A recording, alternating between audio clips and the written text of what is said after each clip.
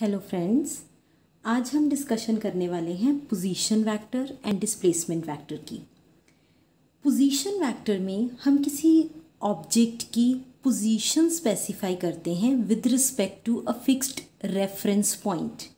हम मान लेते हैं कि हमारे पास एक पर्सन है और हमने इसकी पोजीशन को स्पेसिफाई करना है। अगर हमें इस पर्सन की पोजीशन को स्पेसिफाई करना है तो हमें उसके लिए एक फिक्स्ड रेफरेंस पॉइंट चाहिए, और वो फिक्स्ड रेफरेंस पॉइंट, सबसे आसान फिक्स्ड रेफरेंस पॉइंट होता है एक ओरिजिन। तो हम इस पर्सन के आसपास एक रेफरेंस पॉइंट या एक ओरिजिन बनाने की कोशिश करते हैं। हमने लिया एक्स एक्सिस, वाई एक्सिस और जेड एक्सिस। ये एक्स एक्सिस, वाई एक्सिस और जेड एक्सिस हम एक रूम में ले सकते हैं जहाँ पे एक corner of the room origin का काम करेगा। This point is the origin, और जो कॉर्नर ऑफ द रूम होगा वो ओरिजिन हो सकता है।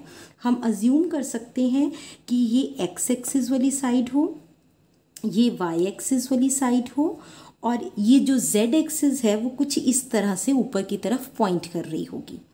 इस केस में हम इस पर्सन की पोजीशन को, वो किसी भी पोजीशन पे है, हम मान लेते हैं कि वो किसी पोजीशन 1 पे है। ये पर्सन इस वक्त किसी पोजीशन 1 पे है। पोजीशन 1 पे उसका एक्स एक्सिस पे कुछ डिस्टेंस है, उसका वाई एक्सिस पे कुछ डिस्टेंस है और उसका जेड एक्सिस पे कुछ डिस्टेंस है। हम इस चीज़ को दोबारा समझने की कोशिश करते हैं। पोजीशन 1 पर इस पर्सन का एक्स एक्सिस पर कुछ डिस्टेंस है जो कि इस तरह से परपेंडिकुलर ड्रॉ करके हम समझ सकते हैं। वाई एक्सिस पे डिस्टेंस है जो कि इस तरह से परपेंडिकुलर ड्रॉ करके समझा जा सकता है, और ये रहा इसका distance on the Z axis. अब हमारे पास पोजीशन 1 पे पोजीशन वेक्टर कैसे आएगा? हम ओरिजिन से पोजीशन 1 की तरफ एक वेक्टर ड्रॉ करेंगे, क्योंकि एक पोजीशन वेक्टर है, पोजीशन को स्पेसिफाई करने वाला वेक्टर है। तो हम पोजीशन 1 की तरफ एक वेक्टर ड्रॉ करेंगे और उसको हम मान लेते हैं R1 वेक्टर, क्योंकि ये पोजीशन 1 को स्पेसिफाई कर रहा है। अब मान लीजिए ये पर्सन 1 किसी कारणवश अपनी पोजीशन चेंज करता है, वो पोजीशन 1 से पोजीशन 2 पे आ जाता है। Now this is the new position of this person, position 2.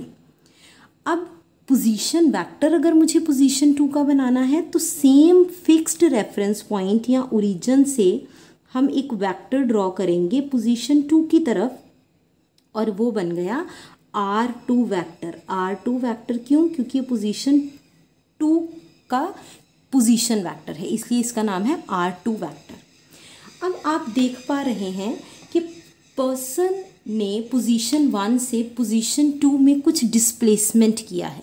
वो पोजीशन 1 पे था और फिर वो पोजीशन 2 पे आया, तो उस दौरान उसने कुछ डिस्प्लेसमेंट की है, और वो डिस्प्लेसमेंट को भी जब हम वेक्टर फॉर्म में देखेंगे वो होगा फ्रॉम पोजीशन 1 टू पोजीशन 2। ये एरो हमेशा इनिशियल पोजीशन से, जहाँ पर्सन पहले था वहाँ से पॉइंट करेगा फाइनल पोजीशन की तरफ। क्यों? क्योंकि पर्सन पोजीशन 1 से पोजीशन 2 की तरफ गया है। जिस तरफ पर्सन जाएगा, पर्सन यहाँ पे पोजीशन 1 से पोजीशन 2 की तरफ गया है, तो एरो भी पोजीशन 1 से पोजीशन 2 की तरफ जाएगा। ये जो है ये है डिस्प्लेसमेंट वेक्टर। ये पर्सन की डिस्प्लेसमेंट को डिस्क्राइब करता है, इसलिए ये है डिस्प्लेसमेंट वेक्टर। और ये जो दो वेक्टर्स हैं R1 वेक्टर और R2 वेक्टर, ये दोनों हैं position vectors. Position vector R1 vector is the position vector of position 1 and R2 vector is the position vector of position 2. That's all about position vector and displacement vector. I hope the doubts are clear. That's it for today's class. Keep practicing.